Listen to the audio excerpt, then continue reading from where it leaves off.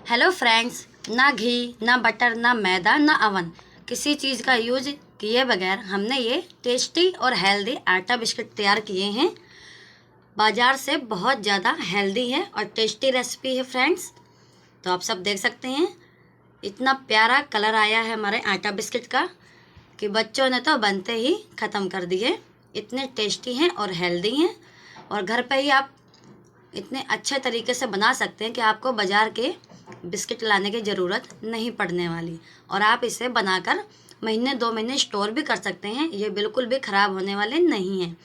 तो देखिए friends, healthy recipe है, तो चलो बनाना शुरू करते हैं। तो हमने एक बड़ी सी थाली ले ली है, आप कोई मिक्सिंग बाउल ले लें या थाली ही ले लें।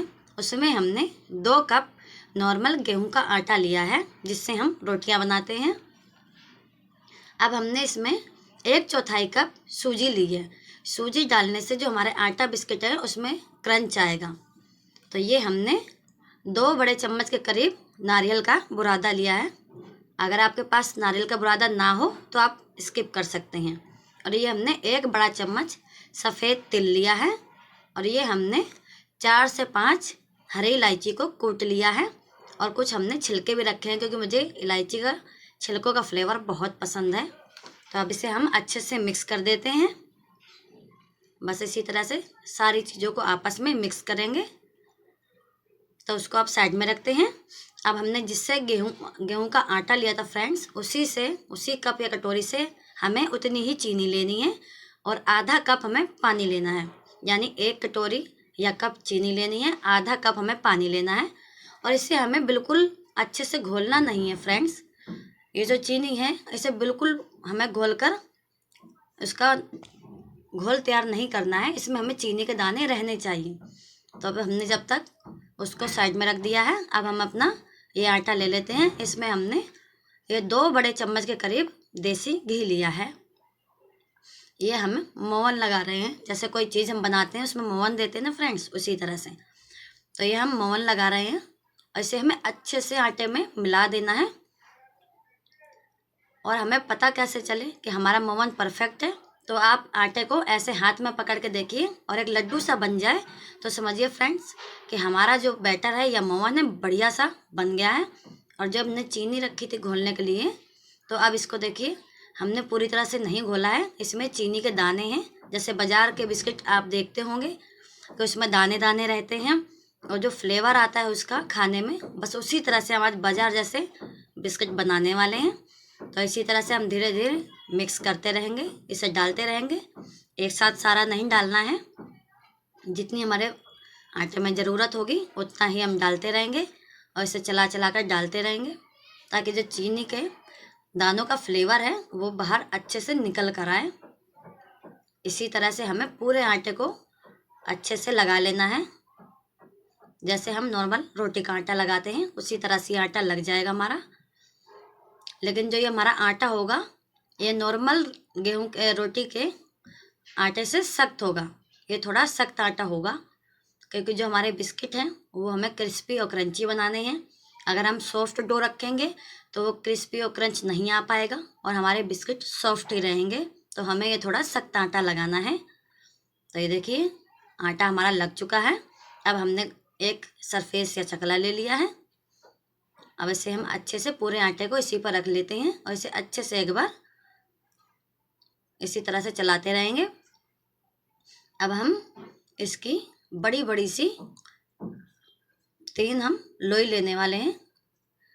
3 हम बड़ी बड़ी सी लोई बना लेंगे इसकी, हम बराबर साइज की। तो इसी तरह से हमने पूरे आटे को 3 भागों में डिवाइड कर दिया है। तो हम 2 साइड में रखते हैं और एक को बेलना स्टार्ट करते हैं। तो इसे हम थोड़ा इसी तरह से चलाते रहेंगे अपने हाथों से।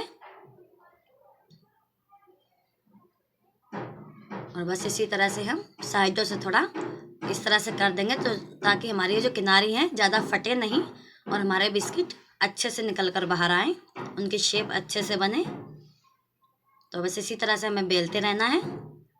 ना ज़्यादा हमें पतला रखना है, ना ज़्यादा मोटा, हमें मीडियम साइज़ का अपनी ये जो रोटी है वो बेलकर तैयार करनी है। और जो साइडों से किनारी फट रही है ना फ्रेंड्स, इससे पता चलता है कि जो हमारा आटा लगा है बहुत ही परफेक्ट लगकर तैयार हुआ है। क्योंकि अगर ये फटेंगे नहीं तो हमारे जो बिस्किट हैं वो अच्छे से क्रंच नहीं आने वाला उनमें। तो इससे पता चलता है बहुत ही क्रंची बनने वाले हैं। तो अब हम बस थोड़ी सी किनारे को जोड़ देते हैं और हम एक चाकू ले लेते हैं, नाइफ, उससे हम साइडों के किनारे निकाल देते हैं। अगर आपके पास कोई शेपर हो या कोई ढक्कन हो छोटे साइज़ का, आप उससे गोल बिस्किट भी बना सकते हैं। तो मैं चाकू से बना रही हूँ। इसकी साइडों की ये जो फटी हुई किनारी हैं उनको मैं निकाल दे रही हूँ। बस इसी तरह से निकाल देना है।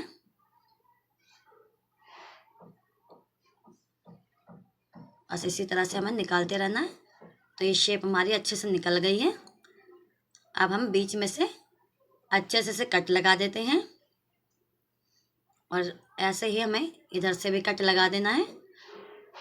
तो हमारे आटा बिस्किट की डिज़ाइन बनकर तैयार हो रही है। अब हम एक पीस निकाल लेते हैं। तो देखिए कितना परफेक्ट हमारा बना है और बिना प्रॉब्लम के नो फेल रेसिपी है फ्रेंड्स, ज़रूर ट्राई करें। और अब इसे हम डिज़ाइन देने वाले हैं। आप चाहें तो इसे ऐसे ही फ्राई कर सकते हैं, पर मैं इनमें थोड़ा सा डिज़ाइन देने वाली हूँ। तो ये जो चाकू लिया हमने, ये चाकू हमारी थोड़ी कम चलती है, तो मैंने सीधी की तरफ से ही डिज़ाइन दिया है। इसी तरह से हमें दोनों साइडों में डिज़ाइन दे देना है। बिल्कुल बाज़ार मार्केट वाला स्वाद आने वाला है। अब आप ये वीडियो देखने के बाद आप मार्केट से बिस्किट लाने वाले तो नहीं हैं। हेल्दी और टेस्टी रेसिपी जब घर पे मिल रही हो तो बाज़ार से लाने की तो ज़रूरत नहीं पड़ने वाली। बस इसी तरह से हमें बना लेना है। मेरे बच्चों ने तो वीडियो बनते बनते उनको तो सब्र भी नहीं हुआ, उन्होंने तो बिस्किट ख़त्म भी कर दिए। तो इतने हेल्दी और टेस्टी बनते हैं। तो फ्रेंड्स, यहाँ मैं याद दिला दूँ आपको कि अगर आपको मेरी रेसिपी पसंद आई हो तो मेरी प्यारी सी रिक्वेस्ट है कि मेरे चैनल को लाइक सब्सक्राइब ज़रूर करें, ताकि मैं आपके लिए ऐसी ही हेल्दी और टेस्टी रेसिपी लेकर आती रहूं। तो ये हमारे इतने बिस्किट्स बनकर तैयार हुए हैं। गैस पर हमने ऑयल को गर्म होने रख दिया था और हमारे इतने जितने भी इस पैन में आएंगे हम उतने डालकर फ्राई करेंगे।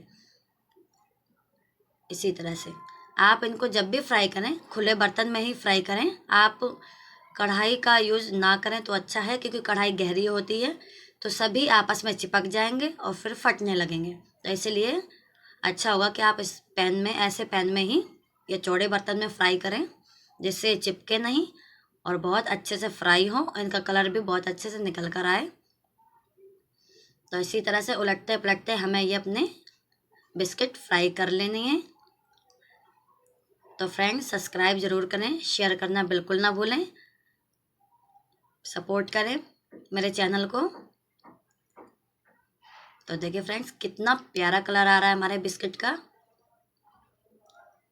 इसी तरह से हमें फ्राई करते रहना है और हमें इसे fry medium to low flame पे ही करना है। हाई फ्लेम बिल्कुल भी नहीं करना है, नहीं तो ये बहुत जल्दी जलने लगते हैं और हमारे जो बिस्किट हैं उनका कलर ख़राब हो जाएगा। तो आप इनको मीडियम फ्लेम पे ही पकाएं, हाई फ्लेम का बिल्कुल यूज़ ना करें। तो हमारे जो बिस्किट हैं उनका कलर आ चुका है परफेक्ट एकदम। बस इसी तरह से हमें 1-2 सेकंड और देख लेना है और अब इन्हें हम बाहर निकालने वाले हैं, क्योंकि हमारे जो बिस्किट कलर है बहुत अच्छे से आ चुका है। इसी तरह से हमें बाकी के सब फ्राई कर लेने हैं। तो अब मैं आप लोगों को दिखा रही हूँ सर्व करके कि देखिए फ्रेंड्स, कितने टेस्टी और हेल्दी बिस्किट हमारे बनकर तैयार हुए हैं। मैं तोड़कर भी दिखा देती हूँ बढ़िया सा कि हमारे जो बिस्किट हैं कितने हेल्दी बनकर तैयार हुए हैं। तो लाइक सब्सक्राइब ज़रूर करें फ्रेंड्स।